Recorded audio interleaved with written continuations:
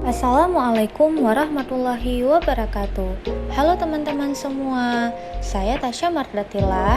Hari ini akan mempresentasikan mengenai salah satu konflik yang pernah terjadi di Indonesia, yaitu konflik Sampang. Nah, untuk lebih lanjutnya, ayo kita simak video berikut ini. Jadi, sebelum kita membahas lebih lanjut mengenai konflik Sampang, saya akan menjelaskan apa saja sih yang akan kita bahas di video kali ini. Nah, selain kita akan membahas mengenai kronologi dari konflik Sampang, kita juga akan mencari tahu dan menganalisis bagaimana sih penggunaan teknik Sipabio dalam konflik Sampang ini. Ayo kita simak sama-sama. Untuk kronologi konflik Sampang, seperti yang kita ketahui, sebenarnya konflik Sampang ini merupakan konflik yang terjadi di Kabupaten Sampang, yaitu di Madura. Nah, pada dasarnya konflik ini merupakan konflik yang terjadi di antara dua kelompok teman-teman, yaitu kelompok Sunni dan juga kelompok Syiah yang pada awalnya mengalami ketidakpercayaan satu sama lain ataupun lack of trust. Nah, kelompok Syiah dan Sunni ini merupakan dua kelompok dengan ajaran yang sedikit berbeda. Maksudnya di sini ajaran agama Islam mereka itu berbeda karakteristiknya. Nah, akibat keperbedaan itu muncul ketidakpercayaan antara kelompok Sunni dan juga kelompok Syiah yang akhirnya memicu konflik Sampang. Nah, lebih lanjut lagi teman-teman, konflik Sampang yang melibatkan dua pihak yang bertikai ini yaitu kelompok Syiah dan Sunni merupakan konflik yang bernuansa kekerasan yang juga ikut menimbulkan korban di dalamnya. Nah, tadi kan saya sudah jelaskan kalau konflik Sampang ini merupakan konflik yang terjadi di Kabupaten Sampang. Nah, tepatnya itu konflik yang terjadi di Sampang ini merupakan konflik yang dilakukan oleh dua kelompok yang berbeda aliran keagamaan yang lokasinya itu ada di Desa Karangayam, Kecamatan Omben dan juga Desa Bluruan, Kecamatan Karangpenang yang ada di Kabupaten Sampang. Nah, pada awalnya penyebab terjadinya konflik ini yaitu adanya massa yang katanya kelompok Sunni yang mengaku menolak Syiah di Sampang. Nah, massa tersebut juga ikut melakukan aksi pembakaran pemukiman warga Syiah di Sampang. Nah, peristiwa konflik ini juga dipicu oleh adanya adu mulut antara kelompok Sunni yang tiba-tiba menghadang siswa dari komunitas Syiah yang akan kembali ke Bangil Pasuruan di tempat pesantren mereka belajar. Nah, jadi dua hal ini merupakan hal-hal pokok yang memicu terjadinya kerusuhan di Sampang.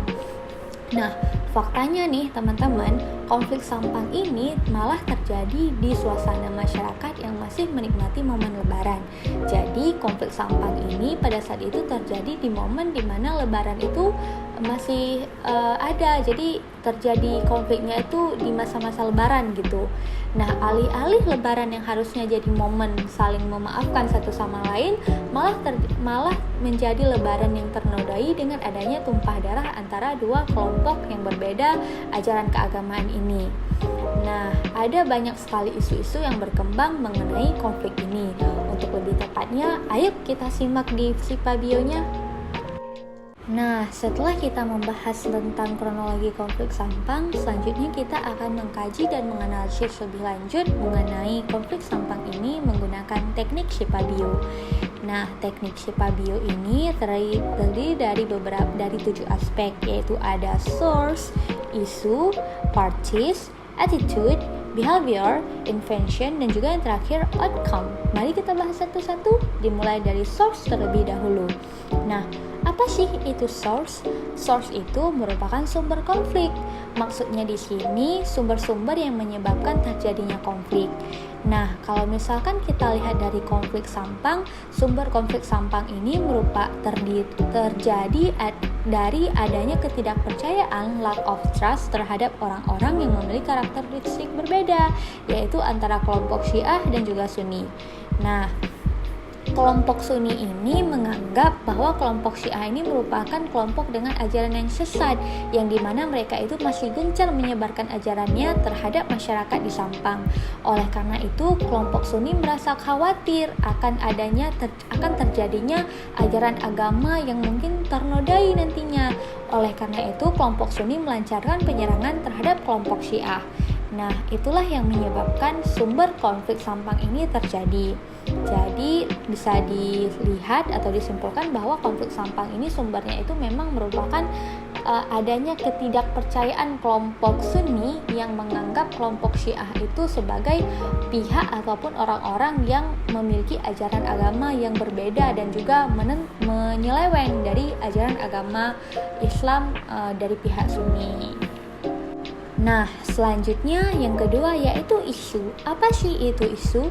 Isu itu menunjuk pada saling keterkaitan tujuan-tujuan yang tidak sejalan antara pihak-pihak yang bertikai. Nah, isu ini dapat dikembangkan oleh semua pihak yang bertikai dan juga pihak lain yang tidak teridentifikasi dengan sumber-sumber konflik. Nah, isu konflik sampang ini adalah emosi masyarakat yang dipicu oleh kebandelan dari kelompok Syiah, yang dimana kelompok Syiah itu masih gencar menyebarkan ajarannya di Kecamatan Omben di Sampang. Nah, karena isu inilah penyerangan terhadap kaum Syiah itu terjadi. Jadi bisa kita lihat bahwa isu dari konflik Sampang ini dipicu oleh emosi dari masyarakat Sunni, yang dimana mereka itu kesal terhadap golongan Syiah yang masih saja gencar menyebarkan ajaran-ajarannya di Kecamatan Omben, di masyarakat di daerah Kecamatan Omben di Kabupaten Sampang. Nah, karena emosi yang dipicu oleh dialami oleh masyarakat Sunni ini, yang dipicu oleh kebandelan golongan Syiah inilah yang menyebabkan penyerangan terhadap kaum Syiah itu terjadi, sehingga ujung-ujungnya terjadilah konflik Sampang. Nah, yang ketiga yaitu parties ataupun pihak yang terlibat. Nah, parties ini merupakan pihak-pihak yang terlibat dan juga ikut ambil andil dalam terjadi konflik. Kalau misalkan kita lihat dari konflik Sampang, pihak yang terlibat dalam konflik ini sudah tentunya kelompok masyarakat yang berbeda tadi, yaitu kelompok Syiah dan juga kelompok Sunni. Akan tetapi kita juga bisa melihat bahwa dalam konflik Sampang ini yang turut menjadi pihak yang ikut terlibat yaitu salah satu tokoh Syiah, yaitu yang beliau Bapak Tajul Muluk, yang dimana merupakan tokoh sentral dalam penyebaran aliran Syiah di Sampang. Nah, Pak Tajul ini merupakan salah satu tokoh utama yang memiliki peran penting terhadap adanya konflik Sampang. Nah, selain Pak Tajul, ada juga salah satu tokoh kaum Sunni di Sampang, yaitu Rois, yang menjadi pihak yang terlibat dalam konflik. Nah, dua tokoh penting ini merupakan dua pihak yang memang memiliki kedudukan sentral ataupun tempat sentral di mana terjadinya tempat sentral yang memicu adanya konflik Sampang ini. Nah, fakta yang menarik nih teman-teman untuk diketahui, kedua tokoh penting dari dua kelompok yang berbeda ini ternyata merupakan kakak beradik loh. Wah, kenapa nih ya kira-kira? Nah, kita ke slide selanjutnya yaitu tentang attitude. Attitude atau sikap merupakan perasaan ataupun persepsi yang mempengaruhi pola perilaku konflik. Nah, sikap yang ini bisa saja muncul dalam bentuk positif maupun negatif bagi konflik.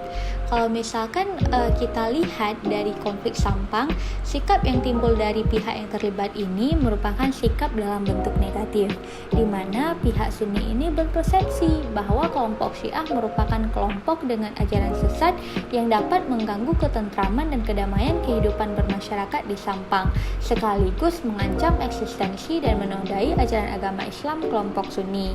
Nah, jadi teman-teman semua, kita bisa lihat bahwa attitude yang muncul dari konflik Sampang ini merupakan attitude dengan konotasi yang negatif, di mana pihak Sunni ini berpersepsi dan berprasangka bahwa kelompok Syiah ini merupakan kelompok yang dapat mengganggu dan mengancam eksistensi mereka di Kabupaten Sampang. Maksudnya di sini yaitu eksistensi dari ajaran agama Islam kelompok Sunni. Nah, untuk poin selanjutnya yaitu behavior. Behavior ataupun perilaku merupakan aspek tindak sosial dari pihak yang berkonflik. Nah, behavior atau perilaku ini bisa muncul dalam bentuk coercive action ataupun non-coercive action. Nah, kalau misalkan kita lihat dari konflik Sampang, perilaku ataupun behavior yang muncul dari pihak yang berkonflik ini merupakan perilaku yang bernuansa kekerasan. Nah, kita bisa lihat dari mana sih? Karena pihak Sunni itu melakukan penyerangan terhadap kelompok Syiah. Nah, penyerangan itu diindikasikan sebagai perilaku yang bernuansa kekerasan. Penyerangan yang terjadi di konflik Sampang ini yang dilakukan oleh pihak Sunni ini terdiri dari penyerangan mulai dari pelemparan batu, pengeroyokan, bahkan dengan aksi pembakaran rumah terhadap kelompok Syiah. Nah, akibat perilaku tersebut, terdapat 1 orang dari kelompok Syiah yang tewas dan ratusan lain luka-luka. Oleh karena itu, teman-teman semua, behavior atau perilaku yang ada dari konflik Sampang ini merupakan perilaku yang berkonotasi yang bernuansa kekerasan. Nah, yang poin selanjutnya yaitu intervention ataupun campur tangan dari pihak luar.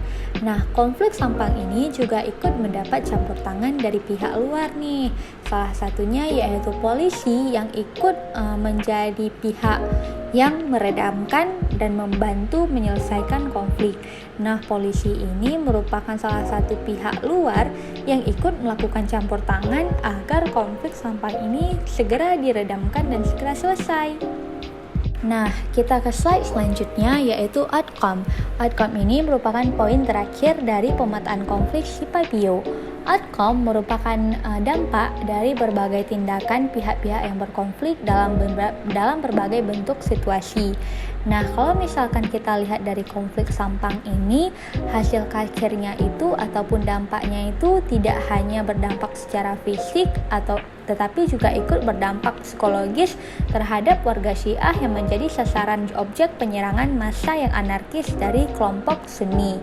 Nah, berbagai dampak yang terjadi akibat konflik ini yaitu kita bisa lihat bahwa kelompok Syiah tidak hanya kehilangan rumah dan kepemilikan terhadap rumah tersebut, mereka juga ikut kehilangan identitas dan hak-hak kewarganegaraan dalam memeluk agama dan juga menjalankan ibadah di masyarakat. Nah, rumah-rumah warga yang sudah terbakar habis di desa Sampang itu, di desa di Kabupaten Sampang, membuat warga Syiah menjadi pengungsi yang harus berpindah dari awalnya ditempatkan di salah satu bangunan SD di Kecamatan Omben, lalu direlokasi di Gor Sampang selama 1 tahun, dan akhirnya mereka ditempatkan di Rusun Puspa Agro yang sudah 2 tahun tanpa kepastian pemulangan mereka yang baik oleh pemerintah daerah Jawa Timur maupun pemerintah pusat Republik Indonesia. Nah, jadi bisa kita lihat bahwa dampak akhir dari konflik Sampang ini, kelompok Syiah yang menjadi korban dari tindakan kelompok anarkis pihak Sunni ini mengalami banyak sekali kerugian nih, baik kerugian secara mental maupun secara hal-hal lain. Nah, mereka mengalami trauma yang besar akibat penyerangan tersebut. Mereka juga kehilangan tempat tinggal dan sampai saat ini dan sampai sudah 2 tahun yang lalu, mereka juga belum mendapat kepastian nih dari pihak pemerintah, baik itu dari pemerintah Jawa Timur maupun pemerintah pusat Republik Indonesia. Nah, sekian presentasi hari ini. Semoga teman-teman bisa mengambil manfaat dari presentasi kali ini. Semoga penjelasan mengenai konflik Sampang juga ikut menambah wawasan teman-teman semua. Saya Tasya Mardatila, mohon pamit undur diri. See you next time in the next video. Bye bye. Wassalamualaikum warahmatullahi wabarakatuh.